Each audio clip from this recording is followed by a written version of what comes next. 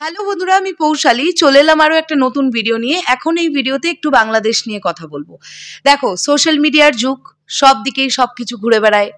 অনেকেই আমাদের Tollywood industry cinema related অনেক সংশ্লিষ্ট মানুষেরাও বাংলাদেশ নিয়ে কথা বলেছেন। আমাদের কলকাতার একজন ভীষণ নামকরা প্রযোজক আছেন, যিনি অনেক সময় মানে ম্যাক্সিমাম সময় কন্ট্রোভার্সির মধ্যে জড়িয়ে থাকেন, রানা সরকার। তোমরা নিশ্চয়ই অনেকেই চেনো। তো রানাদার সকালবেলার একটি পোস্ট দেখলাম এবং তিনি বাংলাদেশ নিয়ে বেশ কিছু কথা লিখেছেন। সেটা আগে আমরা দেখব এবং আমি এই ভিডিওটার শেষে তোমাদের কাছে একটি প্রশ্নও রাখবো। তাই আমি বলবো, তোমরা বাংলাদেশ থেকে স্পেশালি যে সকল ভাইরা বোনেরা আমার ভিডিওটা এখন দেখছো, তোমরা তোমাদের কি বক্তব্য সেটা কিন্তু তোমরা জানিও। তার আগে এই দেখো, রানাদা 1 ঘন্টা আগে রানা সরকার পোস্টটি করেছেন, আমি একটু পড়ি। বাংলাদেশে ছাত্রদের দাবি মিটে গিয়েছে। এরপর যা দাবি উঠেছে সবটাই রাজনৈতিক। ছাত্র আন্দোলনের সাথে কিছু সম্পর্ক থাকার কথা নয়। ছাত্র আন্দোলনের স্বতঃস্ফূর্ততার সুযোগ নিয়ে কোনো মৌলবাদী শক্তি গণতান্ত্রিক সরকারকে বিপদে ফেলার চেষ্টা করবে। যেসব ছাত্র শহীদ হয়েছে তার দায়ভার বাংলাদেশ সরকারকে নিতেই হবে।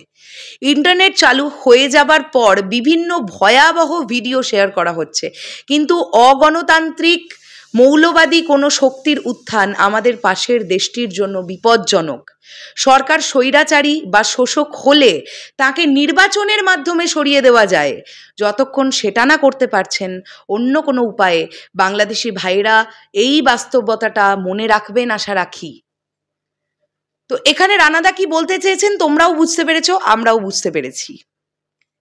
এবার কথাটা হচ্ছে, বন্ধুরা, আমি অনেক বেশি কিছু জানি না, সোশ্যাল মিডিয়ার দ্বারাই যেটুকু জানি সেটুকু বলি। আমি দেখতে পেলাম এগুলো। মেনলি ছাত্ররা আন্দোলন করছিল কি নিয়ে? কোটা আন্দোলনটা তারা করলো, তো তারা তো এটা চাইছিল যে যাদের চাকরি পাওয়ার দরকার, যারা যোগ্য চাকরি পাওয়ার, তারা চাকরিটা পাক। অর্থাৎ মেধাবী যারা, সেই 93% কিন্তু চাকরি পাবে, এটা ঘোষণা হয়ে গেছে।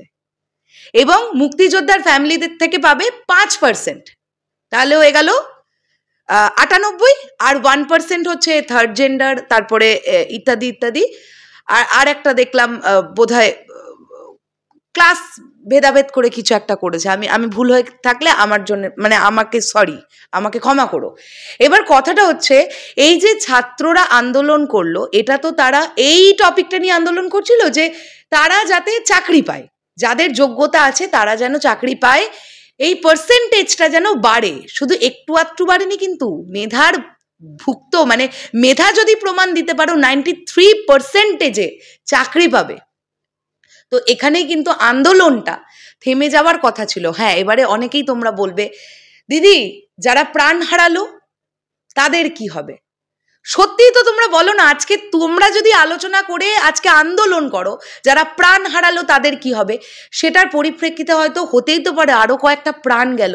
যে প্রাণগুলো গেল তারা কি ফিরে আসবে? একটু ঠান্ডা মাথায় ভাবার চেষ্টা করো। আজকে যারা প্রাণ দিলেন তাদের কিন্তু প্রত্যেকের এটাই মোটো ছিল যে চাকরি পেতে হবে এবং যারা যোগ্য তারা চাকরি পাক। স্টুডেন্টসরা কিন্তু এই কারণে আন্দোলন করেছিল বা করছিল। তো সেই পার্সেন্টেজটা কিন্তু বেড়ে গেছে এবং তোমরা কিন্তু একটা ন্যায্য বিচার বা ন্যায্য বিবেচনা যেটাই বলো, ছাত্ররা কিন্তু পেয়ে গেছে। এবারে আমি সোশ্যাল মিডিয়ায় কিছু ভিডিও দেখছি, ঘোরাঘুরি করছে। আমি একটু আগেই দেখলাম যেখানে পলকজি ঘুরছেন, তিনি তো মন্ত্রী। তো আমি দেখলাম যে ইন্টারনেটের গাদা গাদা সার্ভার জ্বালিয়ে দেওয়া হয়েছে, তারপরে ফ্লাইওভার আগুন ধরিয়ে দেওয়া হয়েছে, বিভিন্ন থানার ভেতরে ঢুকে আগুন লাগিয়ে দেওয়া হয়েছে।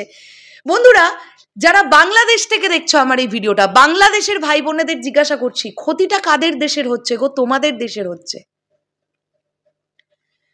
তোমরা কি এটা শিওর যে তোমরা যে আন্দোলনটা করছিলে সেটা তোমরা কতটুকুনি চিন্তা করে আন্দোলনটা করছিলে? মানে তোমাদের চাওয়াটা কি ছিল সেটা তো তোমরা পেয়ে গেছো।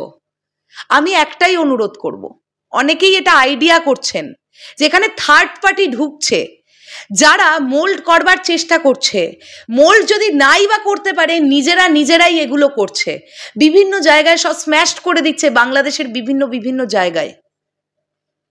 তো এইটা করতে দিলে কিন্তু সোনার বাংলা নষ্ট হবে।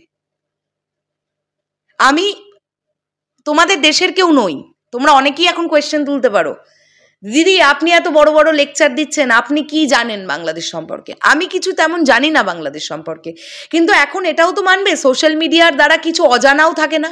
আর তোমরাই বলো, আমি দেখলাম কি ভয়াবহ ভয়াবহ ভিডিও ফেসবুকে ঘোরাঘুরি করছে। এইগুলো করা মানে কি? পুরনো জিনিসকে উজ্জীবিত করে দেওয়া। যেগুলো খারাপ হয়েছে সেগুলো আবার মানুষের চোখের সামনে এনে দিচ্ছে কারা? কারা এনে দিচ্ছে? তো এই যে তারা এগুলো এনে দিচ্ছে, তারা সত্যি এটুকুই চেয়েছিল তো যে চাকরির কোঠাটার পার্সেন্টেজ বাড়ুক, নাকি তাদের অন্য কোনো মোটো ছিল যেটা তারা মানে সাধন করার চেষ্টা করছে এবার? এটাই বলবার। একটাই কথা, দিনের শেষে আমরা সবাই জানি আমাদের এক্সট্রিম পর্যায়টা হচ্ছে আমাদের মৃত্যু, এরপরে তো আর কিছু থাকে না। তো যে ভাইয়েরা শহীদ হয়েছেন তাদের কিন্তু আমরা কিছু করে আর ফিরিয়ে আনতে পারবো না। তাই আমি একটাই অনুরোধ করব, সেই ভাইয়েরা চলে গেছেন, আরও যেন ভাইয়েরা চলে না যান, তার জন্য পরিবেশটা কিন্তু এবার শান্ত হওয়ার দরকার। আর তোমরাও একটু ঠান্ডা মাথায় ভাবো, তোমরা যেটা চেয়েছিলে, আমি সেই সকল ছাত্রদের বলছি যারা আন্দোলনে সামিল হয়েছিলে, তোমরা যেটার জন্যে আন্দোলন করতে চেয়েছিলে সেটা কিন্তু তোমরা পেয়ে গেছো, অর্থাৎ চাকরির কোঠা 93% পেয়ে গেছো।